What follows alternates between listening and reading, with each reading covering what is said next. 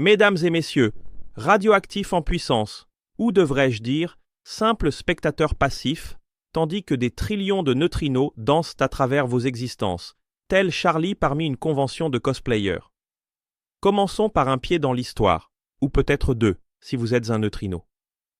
En 1930, Wolfgang Pauli rédige une lettre qui rendrait jaloux même le scénariste le plus dramatique de Doctor Who. Il y suggérait l'existence d'une particule si insaisissable que se lier d'amitié avec elle serait comme essayer de convaincre un chat de prendre un bain. Vous n'imaginez pas, mais cette lettre nous a menés à des expériences si grandioses qu'elle ferait passer l'étoile de la mort pour un jouet d'enfant. Et, ironie du sort, cela impliquait le gouvernement canadien nous prêtant de l'eau. C'est, mes chers, l'équivalent scientifique de demander à Frodon de garder votre anneau. Rien ne pouvait mal tourner, n'est-ce pas? Maintenant, imaginez deux physiciens jouant au poker au Morro da Urca, à Rio de Janeiro, comme s'ils étaient des personnages d'un crossover entre James Bond et Indiana Jones. Au milieu de tout ça, ils trébuchent un peu sur l'idée que l'univers pourrait vouloir nous voler de l'énergie. Qui l'eût cru, hein? Ces neutrinos, mes amis, sont comme ces PNJ agaçants dans les jeux vidéo qui vous traversent sans rien faire. 3 trillions d'entre eux vous traversent chaque seconde, et seulement une dizaine décident de s'arrêter pour vous dire « bonjour » au cours de votre vie entière. Honnêtement, ils ont moins de présence que Drax essayant de devenir invisible. Et, en parlant de vie, passons au menu de la désintégration bêta. Des neutrons qui se transforment en protons et qui lancent des électrons comme des chefs cuisiniers déments, changeant d'éléments comme si c'était la liste des invités d'un mariage. Le problème? Certains électrons avaient une énergie inférieure à ce qui était attendu, un peu comme votre ami qui est toujours en retard, sans raison apparente.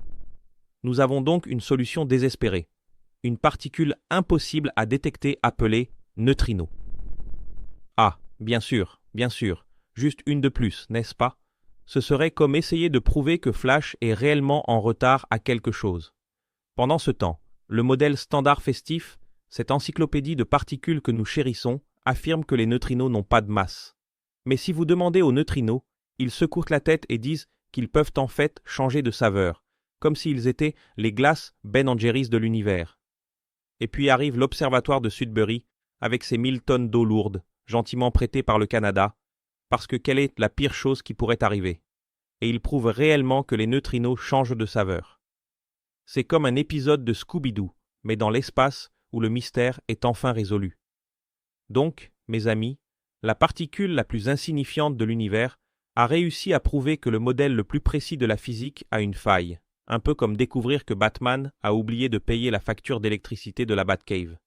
Si vous avez aimé ce voyage dans le monde des neutrinos, autant que Sheldon Cooper aime un bon sarcasme, pourquoi ne pas appuyer sur le bouton s'abonner? Je promets de ne pas envoyer des trillions de neutrinos chez vous.